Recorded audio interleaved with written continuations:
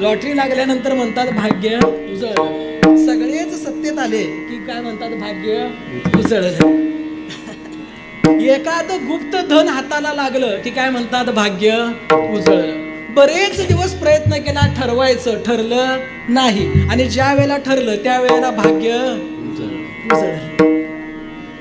म्हणजे काय की प्रत्येकाचं भाग्य बघण्याचा दृष्टिकोन हा कसा आहे, वेगवेगळा आहे.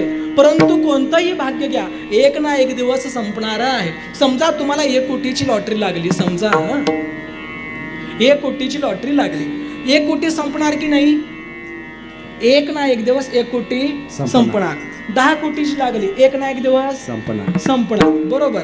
म्हणजे तुमच्या वाटेला आलेलं कोणतंही भाग्य एक ना एक दिवस संपणार आहे. परंतु वैराग्याचं भाग्य ज्या वेळेला येतं त्यावेळेला ते कधीही संपत नाही. आणि म्हणून अशा भाग्याला महाराज म्हणतात वैराग्याचे भाग्य.